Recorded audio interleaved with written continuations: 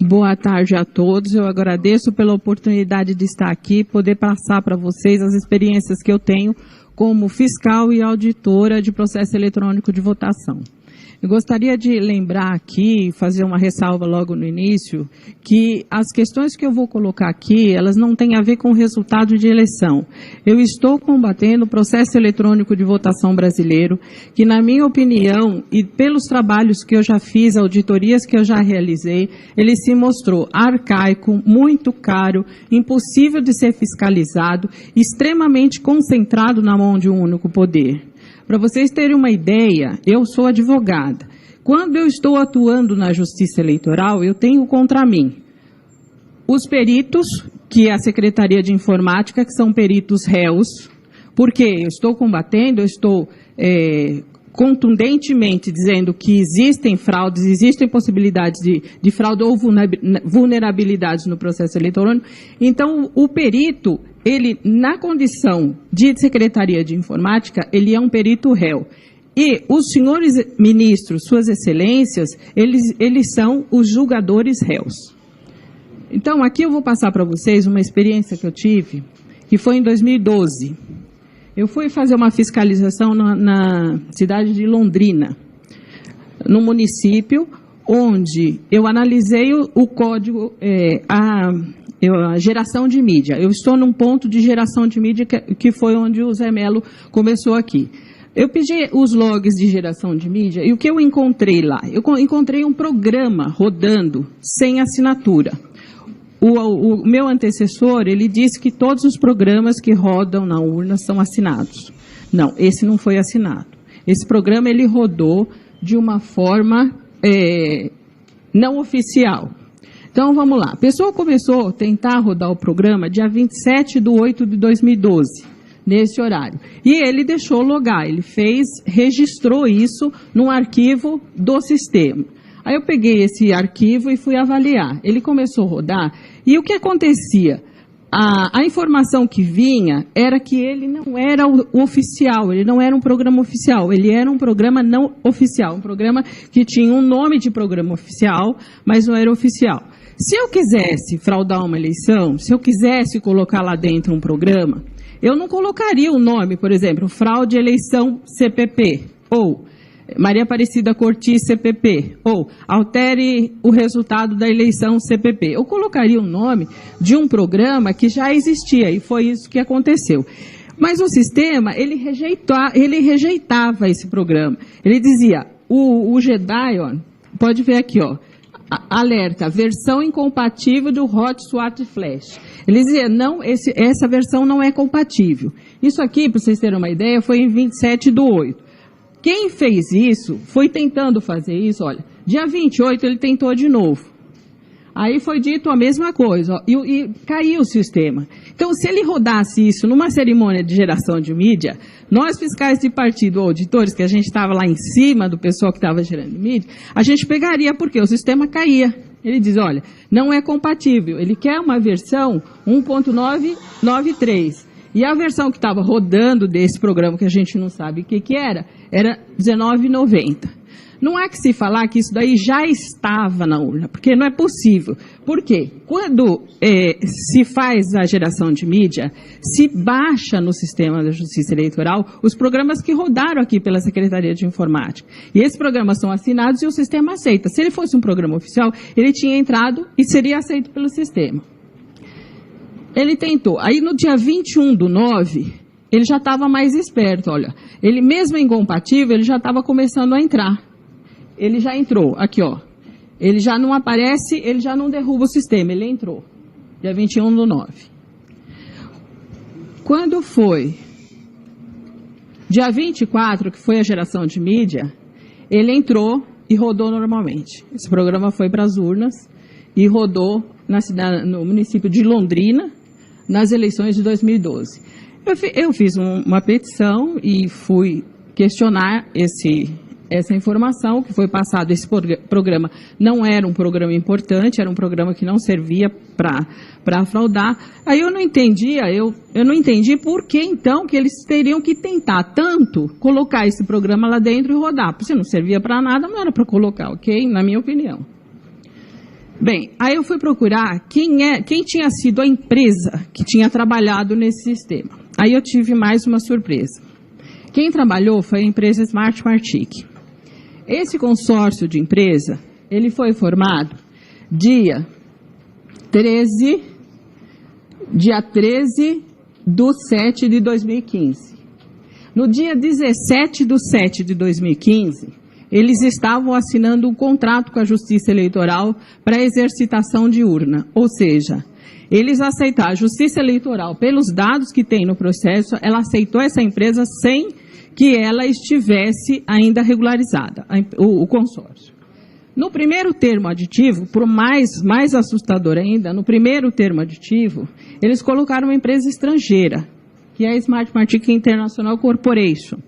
Essa empresa ela foi registrada na Junta Comercial dia 25, ela já tinha, dia 25 do 10, e ela entrou no processo 17 do 9, ou seja, rodou um programa que não era oficial, com uma empresa que foi contratada de forma irregular. Essa licitação é uma licitação que foi feita de forma irregular. Muito bem. Aí o que eu decidi? Falei, na eleição de 2014, porque não dá para a gente fazer nada, porque é o réu que julga. Os senhores, as suas excelências, os ministros, nada pessoal, mas são eles que julgam. Eu acho que não é muito proveitoso da minha parte ficar recorrendo judicialmente. Então, o que eu faço? Eu apresento o problema e deixo para eles resolverem. Infelizmente, eu não tenho obtido resultado. O que eu fiz? Na eleição de 2014, eu resolvi descobrir como que esse programa rodou. Aí, o que eu fiz? Eu pedi ajuda para o professor Diego Aranha, para o professor Pedro Rezende. Nós escolhemos um ex-aluno da UNB, colocamos dentro do TSE para ele analisar código-fonte.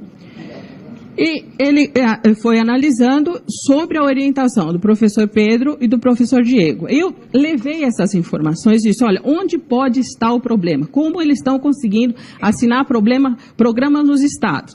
Porque o senhor, lembre-se que o meu antecessor disse que todos os programas são assinados. Não sai nada do TSE sem assinatura, ok? Confirmando? Ok. Então, vamos em frente. Se eu peguei o problema aqui, que foi na geração de mídia, eu peguei o problema aqui. Aqui é a carga das urnas, aqui é a totalização, divulgação. Eu peguei aqui. Então, o problema estava aqui. Aqui o que é? É o desenvolvimento dos programas no TSE. Então, tanto eu, professor Diego e professor Pedro, nós decidimos centrar nossas forças aqui.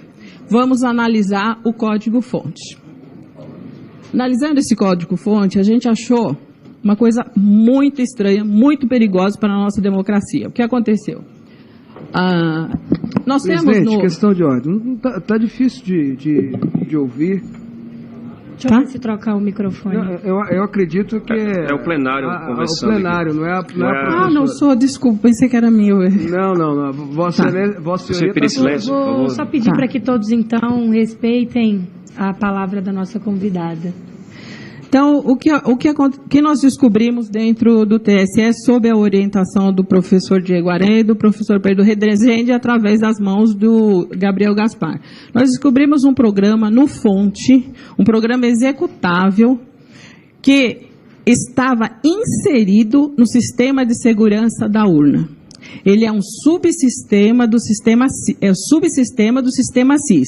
Quando o senhor Zé Melo disse que entram os programas saem do TSE assinado, eles vão para os estados. O primeiro programa que entra é o SIS, que é o Programa de Segurança da Urna. Esse programa, dentro dele, tinha um programa chamado Inserator, que serviu para levar a capacidade de assinatura digital de programas não oficiais. Bom, eu já tinha conseguido metade do meu objetivo, porque como esse programa conseguiu rodar lá, se eles não tinham como assinar? Assinatura, gente, não pode ficar dentro do sistema de segurança. Assinatura é uma prerrogativa do TSE. O TSE não pode negligenciar isso e deixar ir para os estados. Então, o que ele fez? Mandou para os estados, ok? Então, bastava que a pessoa conhecesse que existia esse programa, bastava que a pessoa fizesse um comando num computador, que ela conseguiria assinar um programa e pôr esse programa para rodar dentro da urna. Certo?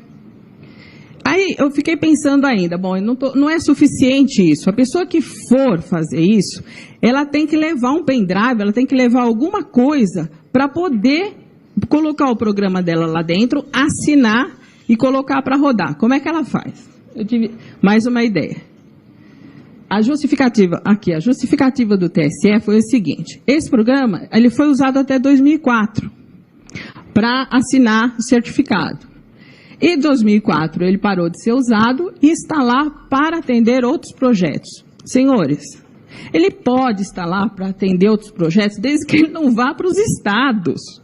Mandar programa de assinatura para os estados é muito perigoso. E qualquer um, mesmo que for, digamos um advogado que não entende muito de computador, esse advogado, se ele tiver conhecimento disso, ele é capaz de assinar um programa e pôr para rodar. Aí vocês vão falar assim, não, mas a urna tem 7.999 travas. Não importa. Se esse programa for bem escrito, ele vai levar todas as travas consigo e vai até o final do processo, vai gerar um boletim de urna válido, e vai levar para a totalização e vai dar um resultado da eleição. Então, não adianta se fazer perícia, ou auditoria, o que for em urna, ou processo de totalização, se não se entrar no mérito do programa que está sendo mandado para os estados. Como está sendo desenvolvido, como ele está sendo escrito, qual é a capacidade dele de que tem uma pessoa nos estados de mudar o resultado da eleição. Bem, então vamos lá. Aqui mais uma informação. O programa, a informação que a Secretaria de Informática deu é que esse programa, ele estava na sala e não estava sendo usado. Ele não estava na sala, ele estava no código-fonte. Ele é um código-fonte de um programa executável e que pode fazer uma assinatura digital e colocar um programa lá dentro e mudar o resultado da eleição. Ele não está na tabela de hash. Então, aqui eu discordo do meu antecessor, porque nem todos os programas que estão dentro da urna estão assinados, porque esse não está na tabela de hash, ele não tem assinatura. Por quê? Eu protocolei uma petição dizendo que ele estava lá e eu não encontrei a tabela de hash dele. Muito bem. Não se trata de uma biblioteca, ele é um programa executável. E não se trata de leitores de binários, por quê? Nós fizemos uma pergunta, eles insinuaram uma resposta, o Gabriel Gaspar foi lá por orientação do professor Diego e a gente viu que ele não tem nada, ele é um programa solto. Um programa que não tem conexão com outros programas. Bom, aí eu vou falar. Aí eu fiquei em dúvida. Como eles conseguiriam colocar esse programa dentro da urna sem que eles levassem um pendrive ou que o fiscal tivesse lá prestando atenção de que aquele programa estava sendo inserido de forma clandestina? Eu pedi para fazer um teste no sistema com computadores conectados à internet e computadores não conectados à internet. Quando se gera mídia, o fiscal de partido não tem como saber se o computador está ou não ligado à internet. Não existe nenhuma trava nesse sentido. Então, a urna realmente não está conectada à internet, mas o computador está. Por quê? O que a gente detectou aqui foi, não existe nenhuma trava, o programa roda normalmente, é feito. Então, como a pessoa faria para ela inserir esse programa que ele próprio vai assinar? Ele deixa o computador conectado à internet, assina um programa que ele quer que rode, que dê um comando para ele até o final e vai limpando a área até produzir um boletim de urna válido, e baixa o programa da internet e pronto. Não tem problema nenhum nisso. Então, eu descobri o que, na minha opinião, aconteceu em Londrina. O programa rodou, com uma assinatura oficial. Como que ele foi colocado lá dentro? Só deixar o computador conectado à internet, mais nada.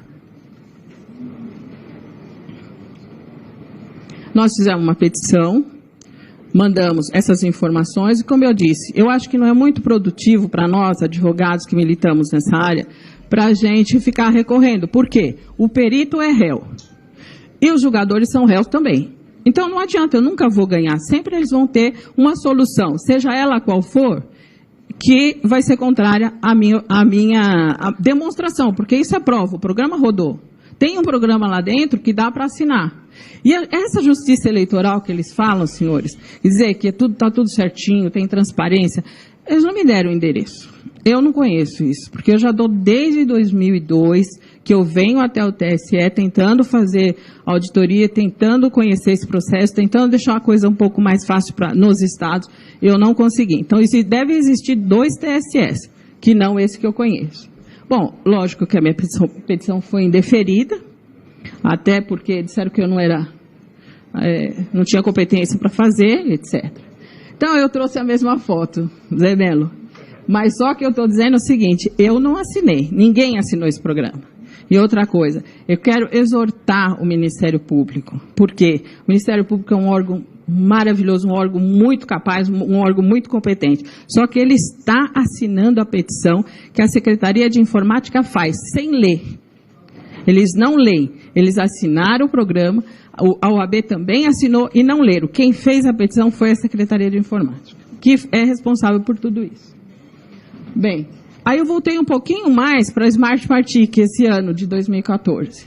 A Smart Martic, a empresa, a Corporation, é uma empresa internacional, não tem autorização para funcionar no Brasil, não tem CNPJ, e é uma empresa que não poderia estar prestando serviço para a Justiça Eleitoral. Mas qual não foi mais... Ela tem problemas em vários países que ela entra kamikaze. Esse ano ela tentou fabricar urna, licitação 53. Ela entrou kamikaze com um monte de documento que, assim, a gente teria que analisar de uma forma mais fria, mais coerentemente para poder aceitar, mas mesmo a Justiça Eleitoral não aceitou. E aqui, qual foi a minha surpresa? A Justiça Eleitoral, no julgamento de uma petição que foi feita para que se fizesse auditoria no processo eletrônico de votação, ela deu a seguinte jurisprudência para nós, advogados. Os sistemas e programas utilizados nas urnas de propriedade da Justiça Eleitoral não podem ter seu acesso franqueado a pessoas físicas ou jurídicas estrangeiras ou vinculado a países ou entidades internacionais. Tal providência implicaria ofensa à soberania nacional, um dos fundamentos da República Federativa do Brasil. Isso serve, senhores, para auditoria, só que não serve para a empresa que foi credenciada em 2012 e a outra empresa, e a mesma empresa que, em 2014, também teve manuseio de carga, de urna e trabalhou para a Justiça Eleitoral, embora não centralizado no TSE, mas de forma individual nos estados. Então, é isso que eu tinha que passar para vocês, foi a experiência que eu tive na minha luta para mudar o processo eleitoral, porque o que a gente quer não é nada pessoal, não tem nada contra a Justiça Eleitoral, mas nós queremos um processo transparente, um processo fácil de ser auditado, um processo que não seja caro para os partidos, porque hoje um partido, para colocar uma pessoa para analisar código-fonte dentro do TSE, ele vai gastar muito, porque precisa no mínimo de 35 pessoas.